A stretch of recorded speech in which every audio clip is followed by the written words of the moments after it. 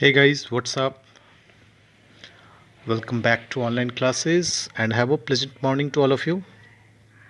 Now, I, Ajay Kumar, your English teacher, is going to start a new chapter, that is chapter number 10, The Sermon at Banaras, from First Flight Book of a Standard 10 NCRT.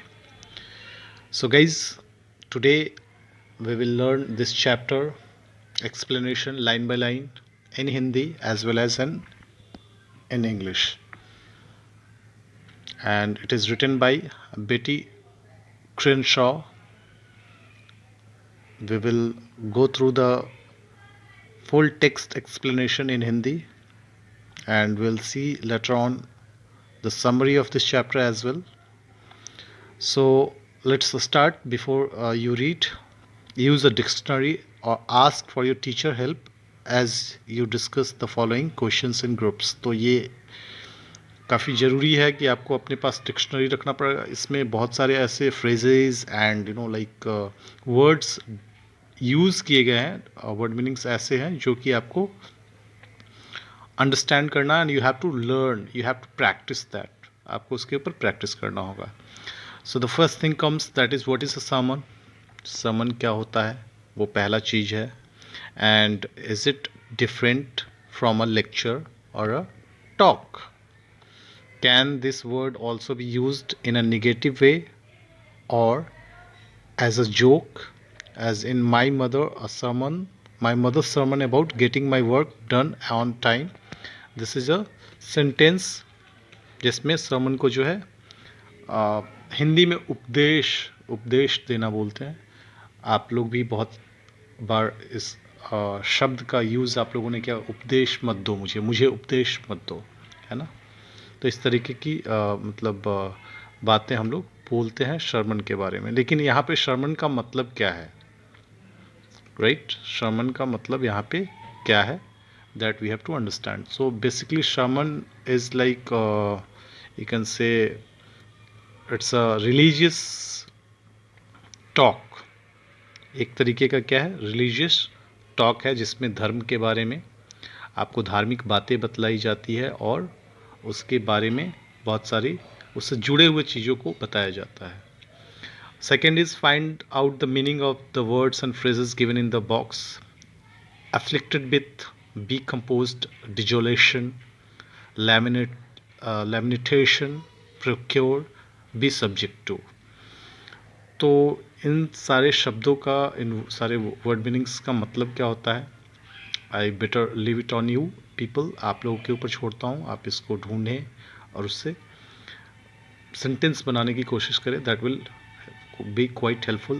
दो this are this are phrases, ये phrases भी है.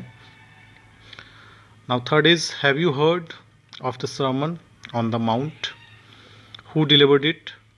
Who do you think delivered a sermon at Banaras? तो ये सारे questions जो है आपको खुद से करने हैं. आपने कभी अगर सुना हो, नहीं सुना है, तो उसके बारे में सर्च कर सकते हैं, गूगल कर सकते हैं, जान सकते हैं ज़्यादा. So now will start the story that is about Gautam Buddha. And I know and I believe all of you are familiar with this name, Gautam Buddha. So let's start the reading first. Gautam Buddha, his birth was in 563 BC, that is before Christ, and he died in 483 BC. तो ये BC Isha पूर्व जिसको हिंदी में बोलते हैं, वो पहले पीछे की तरफ चलता था, राइट? ये बैक की तरफ जाता था. Now we are going forward. Earlier ये पहले पीछे की तरफ चलता था. Began life as a prince named Siddhartha Gautam in northern India. At 12 he was sent away for schooling in the Hindu sacred scriptures, and 4 years later he returned home to marry a princess. They had a son and lived for 10 years as befitted royalty. At about the age of 25, the prince, heretofore shielded from the sufferings of the world, while out hunting chanced upon a sick man, then an aged man, then a funeral procession, and finally a monk begging for alms. These sights so moved him that he at once went out into the world to seek enlightenment concerning the sorrows he had witnessed. He wandered for 7 years and finally sat down under a peepal tree where he vowed to stay until enlightenment enlighten, enlightenment came. Sorry for pronunciation, guys, it happens sometime. So it is called enlightenment, right? So now let me explain it in Hindi. Gautam Buddha का जन्म जो है 563 ईसा पूर्व में हुआ था और उनकी मृत्यु जो है 483 ईसा पूर्व में हो गया था. उनका जन्म एक्चुअली एक शाही परिवार में हुआ था. शाही मतलब राजा के घर में थे, तो उनके घर में जन्म हुआ, इसलिए उनको राजकुमार भी कहा जाता. वह एक राजकुमार थे और उनका बचपन का जो नाम था वो सिद्धार्थ गौतम था. वो करीब करीब 12 साल की उम्र में उनको उनके स्कूली शिक्षा के लिए, उनको पढ़ाई लिखाई करने के लिए भेज दिया गया बाहर. जैसे कि आप देख सकते हैं बहुत सारे स्टूडेंट्स जो है हॉस्टल में रह के या बाहर रह के पढ़ाई करते हैं, उसी तरीके से उनको भी पढ़ाई लिखाई के लिए बाहर भेज दिया गया. और जहाँ उनको पढ़ाई करने के लिए भेजा गया वह जगह जो है एक लाइक ऐसी जगह था जहाँ पे सारे पवित्र हिंदू धार्मिक ग्रंथों का अध्ययन उनको करवाया गया. उन्होंने उन दिनों जितने भी धार्मिक ग्रंथों का अध्ययन किया, उन 4 वर्षों में वो 4 वर्ष के बाद लौटे थे, तो उन 4 वर्षों में उन्होंने जितने पवित्र हिंदू धार्मिक ग्रंथों का अध्ययन किया वो उनकी पढ़ाई लिखाई वहाँ तक ही थी. और फिर बाद में जब वो 4 वर्ष बाद लौटे, 16 साल की उम्र हो चुकी थी, तो जब उनकी उम्र 16 साल की हो गई तो उनकी शादी जो है एक राजकुमारी से करवा दी गई. बाद में उनको एक बेटा भी हुआ और करीब करीब 10 साल तक इन दोनों ने उनकी वाइफ और जो गौतम बुद्धा थे उन दोनों का लाइफ काफ़ी अच्छे से गुजरा. उन्होंने अपने लाइफ को प्रसन्नतापूर्वक व्यतीत किया. बाद में सिद्धार्थ को ऐसा रियलाइज हुआ, क्योंकि वो एक राजकुमार थे, तो उनको किसी भी तरीके का दुख या फिर किसी भी तरीके का संकट, किसी भी तरीके की परेशानी, दिक्कत कभी नहीं हुई. लेकिन जब वह 25 साल के हो गए तो एक बार वो हंटिंग पे जाते हैं बाहर, जहाँ पे वो हंटिंग कर रहे होते हैं जंगलों के बीच में, शिकार पे जाते हैं. और जब शिकार से लौट रहे होते हैं तब उनको कुछ ऐसे लोगों से मुलाकात होती है जो उनके लाइफ में टर्निंग पॉइंट साबित होता है. अब वो कौन से ऐसे लोग थे उसके बारे में हम जानेंगे, उसके बारे में समझने की कोशिश करेंगे और कैसे उनको ज्ञान की प्राप्ति होती है, कैसे उनको शिक्षा मिलता है, कैसे उनको एनलाइटमेंट मिलता है.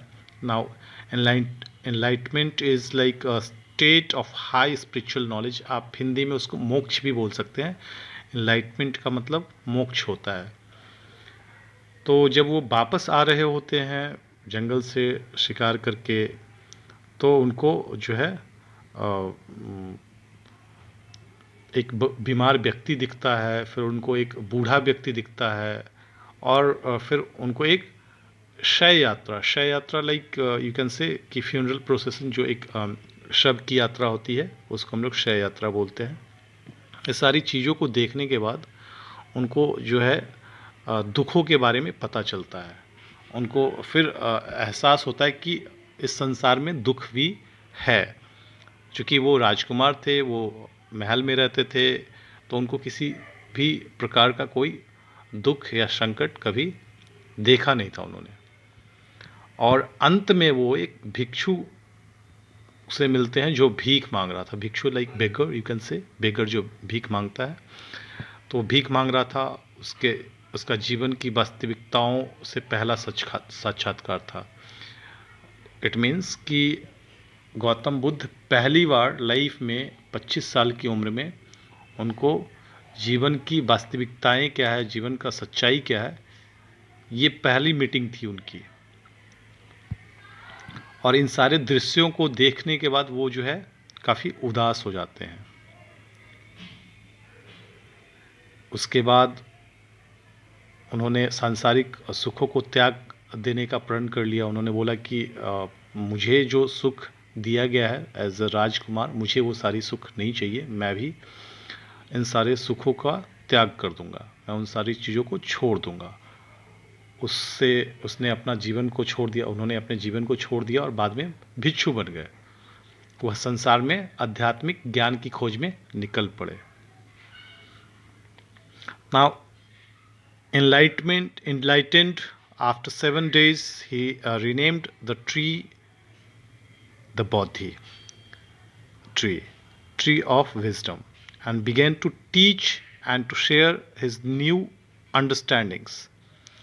At that point, he became known as the Buddha, the awakened or the enlightened. The Buddha preached his first sermon at the city of Banaras, most holy of the dipping places on the river Gangas. That sermon has been preserved and is given here. It reflects the Buddha's wisdom about one inscrutable kind of suffering. अब सिद्धार्थ गौतम 7 साल तक ज्ञान और सच्चाई की खोज में भटकते रहते हैं। अंत में वह मनन करने के बाद, काफ़ी सोचने समझने के बाद, एक वट वृक्ष के नीचे बैठ जाते हैं और उन्होंने प्रण किया कि अब वहाँ पर तब तक बैठे रहेंगे जब तक उन्हें ज्ञान की प्राप्ति नहीं हो जाती है। उन्होंने एक जिद पकड़ लिया, उन्होंने एक जिद ठान लिया और 7 दिनों के बाद उन्हें आध्यात्मिक ज्ञान मिल भी जाता है। उन्होंने उस वृक्ष का नाम, जिस वृक्ष के नीचे, जिस बट वृक्ष के नीचे वो बैठते हैं, उस वृक्ष का नाम, उस पेड़ का नाम, ट्री का नाम बोधि वृक्ष रख दिया, अर्थात ज्ञान का वृक्ष। बोधि, बोधि मीन्स ज्ञान, तो ज्ञान का वृक्ष उन्होंने नाम रख दिया बोधि वृक्ष। और लोग उनको बाद में बुद्ध के नाम से जानने लगे, अर्थात ज्ञान वाला। बुद्ध का मतलब ज्ञान वाला या जागृत, जो जागृत है, जो हर चीज़ को सोचता समझता है।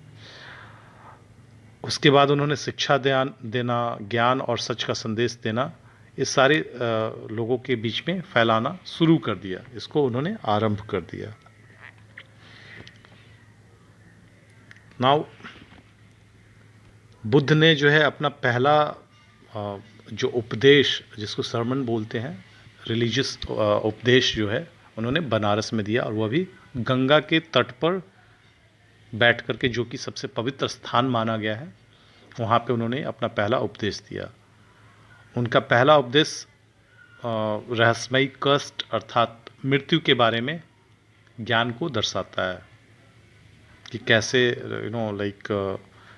लोग सफ़र करते हैं, कैसे मृत्यु को प्राप्त होते हैं, इसके बारे में ज्ञान को वो दर्शाता है। इसमें बुद्ध मृत्यु की सार्वभौमिकता के बारे में बताते हैं, जो कि अटल है और उससे जा सकता है। वो मृत्यु के बारे में काफ़ी डिटेल में बात करते हैं। अब हम लोग स्टार्ट रीडिंग नाउ मोर। किस्सा Gautami had only son and he died. In her grief, she carried the dead child to all her neighbors, asking them for medicine. And the people said, she has lost her senses. The boy is dead. At length, Kissa Gautami met a man who replied to her request, I cannot give thee medicine for thee, child, but I know a physician who can. Now, dear student, you can see here a thee medicine. So these are the words, which were used, you can see here, it has been discussed here in this part. Hold on just 1 second. This text is written in an old fashion style. तो इसको हम लोग old fashion style बोलते हैं. THE थी medicine, थी THY थी child. तो ये जो है actually the medicine and the child बोला जा रहा है. It is what it is called the medicine and the child बोला जा रहा है. हाउएवर चूँकि ये ओल्ड फैशन में लिखा गया है तो उसको यहाँ पे उसी तरीके से रिप्रेजेंट भी किया गया. But we have to understand what is the meaning of this. ठीक है. So it has been said like कि वो मेडिसिन के बारे में बात कर रही थी, मेडिसिन मांग रही थी, लेकिन वो व्यक्ति जो है उसको क्या बोलता है, वी हम लोग कहाँ थे, just hold on 1 second. I cannot give the medicine for the child, but I know a physician who can. And the girl said, pray tell me, sir, who is it? And the man replied, go to Sakyamuni, the Buddha. Kissa Gautami repaired to the Buddha and cried, Lord and Master, give me the medicine that will cure my boy. The Buddha answered, I want a handful of mustard seed. And when the girl in her joy promised to procure it, the Buddha added, the mustard seed must be taken from a house where no one has lost a child, husband, parent, or friend.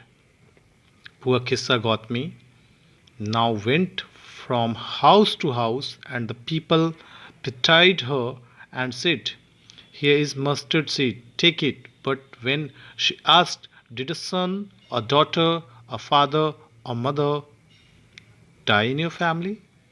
They answered her, alas, the living are few, but the dead are many. Do not remind us of our deepest grief. And there was no house, but some beloved one had died in it.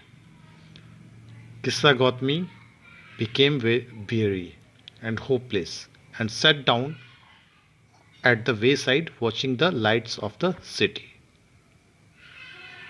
As they flickered up and were extinguished again, at last the darkness of the night reigned everywhere, and she considered the fate of men that their lives flicker up and are extinguished again. And she thought to herself, how selfish am I in my grief? Death is common to all. Yet in this valley of desolation, there is a path that leads him to immortality, who has surrendered all selfishness. The Buddha said. Now let me explain the Hindi. As I have said that I'll explain it in Hindi. सो किस्सा गौतमी नाम की एक स्त्री होती है जिसका एक मात्र बेटा होता है.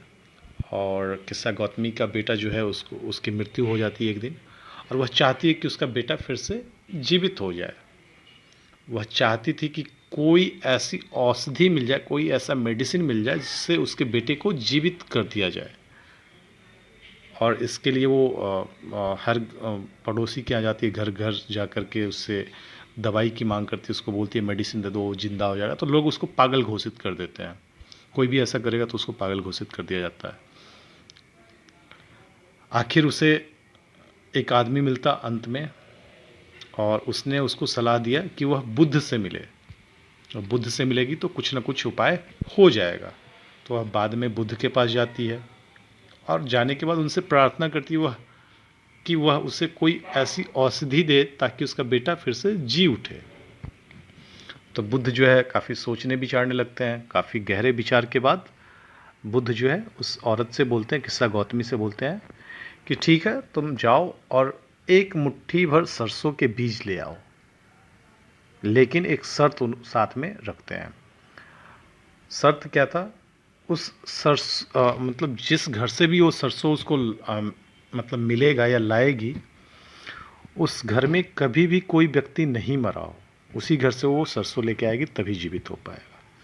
किस्सा गौतमी सरसों लाने के लिए घर घर गई, घूमी इधर उधर जा कर के पूछती है, लेकिन कोई भी घर ऐसा नहीं मिला जहाँ कोई व्यक्ति नहीं मरा था।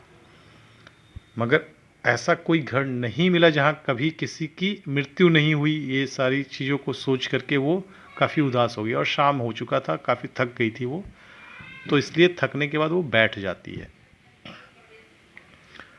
बाद में उसने देखा शहर की रोशनियाँ, चूँकि वो शहर टाइप का था, घर जो था वो अंधेरा हो चुका था, तो अब सारे घर में रोशनी जलने लगी, और शीघ्र ही जो है अंधेरे में वो रोशनी चमचमाने लगा, काफ़ी लाइट उसको दिखने लगा। तब उसको रियलाइज होता, अब उसने मनुष्य के भाग्य के बारे में सोचा। वो अपने बारे में सोचने लगती है कि कैसे मनुष्य लोग सेल्फिश होते हैं, कैसे क्या होते हैं, इसके बारे में सोचना उसने शुरू किया। और जब उसने सोचना शुरू किया तो उसको महसूस हुआ कि मौत जो है क्या होता है, अवश्यम भावी होता है, और उससे उसको कोई भी नहीं बचा सकता है। मौत आनी है तो आनी है, आपको कोई नहीं बचा सकता। मौत जो है क्या है, अटल है। फिर उसके बाद पूरा किस्सा, Gautami now went from house to house, ये हो गया। नाउ वो बुद्ध के पास लौट के आती है। लौट के जब आती है तो उससे उनसे आशीर्वाद मांगती है। And the Buddha said that life is mortals in this world is troubled and brief and combined with pain, for there is not any means by which those that have been born can avoid dying. After reaching old age, there is a death. Of such a nature are living beings. As ripe fruits are early in danger of falling, so mortals, when born, are always in danger of death. As all earthen vessels made by the potter end in being broken, so is the life of mortals, both young and adult, both those who are fools and those who are wise, all fall into the power of death. All are subject to the death of now. Let me explain in Hindi. तो जब वो बुद्ध के पास लौट के आती है, उनसे आशीर्वाद मांगती है, तो अपने उपदेश में बुद्ध जो है उन्होंने उससे बताया कि हमारा जीवन जो है संक्षिप्त है, शॉर्टन होता है और कष्टपूर्ण होता है, काफ़ी कष्ट होता है उसमें। हर प्राणी जो जन्म लेता है वह मरता है। जैसे कि अगर कोई कुम्हार जो पॉटर होता है, अगर मिट्टी की बर्तन बनाता है तो कभी स्थायी नहीं होता, वो एक ना एक दिन वो टूटेगा ही टूटेगा, आज टूटे कल टूटे। उसी प्रकार से हर व्यक्ति को मरना है। मौत किसी को भी नहीं छोड़ती है, ऐसा उन्होंने उपदेश दिया। उन्होंने यह भी बताया कि कोई पिता अपने बच्चों को बचा नहीं सकता। जब कोई प्रिय मरता है तो हर व्यक्ति रोता है, मगर रोने से मरा हुआ व्यक्ति वापस नहीं आ जाता। इसलिए मौत कष्ट अटल है, मौत और कष्ट अटल है, इसको टाला नहीं जा सकता। अक्लमंद व्यक्ति अफसोस नहीं करते, क्योंकि वो सच को जानते हैं। Now of those who overcome by death depart from life, a father cannot save his son, जो कि मैंने आपको एक्सप्लेन कर दिया। Not from weeping nor from grieving, all will annoy anyone, all will anyone obtain peace of mind. On the contrary, his pain will be greater and his body will suffer. He will make himself sick and pale, yet the dead are not saved by his lamentation. He who seeks peace should draw out of the arrow of lamentation and complaint and grief. He who has drawn out the arrow and has become composed will obtain peace of mind. He who has overcome all sorrow will become free from sorrow and be blessed. Now the story ends. और last में वो बुद्ध जो है किस्सा गौतमी को बोलते हैं कि अफसोस करने से कुछ नहीं हो सकता, जो जो सच को जानते हैं अक्लमंद व्यक्ति जो है वो कभी अफसोस नहीं करता है, और रोने से मन को शांति भी नहीं मिलता है। तो करना क्या चाहिए इसके विपरीत? इसके विपरीत क्या है? विलाप करने से व्यक्ति की पीड़ा बढ़ जाती है, तो उसको विलाप भी नहीं करना चाहिए, उसको शोक ज़्यादा नहीं मनाना चाहिए। क्षण भर का जो शोक होता है उसको आप मना करके फिर वापस अपने लाइफ पे ट्रैक पे वापस आ जाए। साथ में वो बुद्ध बोलते हैं कि उसके शरीर को भी कष्ट होता है, क्योंकि आप विलाप करते हो तो आपको शारीरिक कष्ट होता है। वह व्यक्ति जिसने अपने दुख पर काबू पाना सीख लिया, उसे मन की शांति मिलती है। जिससे अपने दुख पर काबू पा लिया, उस व्यक्ति को आशीर्वाद मिलता है और उस व्यक्ति को शांति मिलती है। So this is what the Hindi explanation is all about of this chapter. Now dear student, we will continue this chapter question answer in next video. So till then, you just be with me and do watch the whole video for better understanding. Now we'll meet in next video. Till then, bye, take care and have a nice day. Thank you everyone.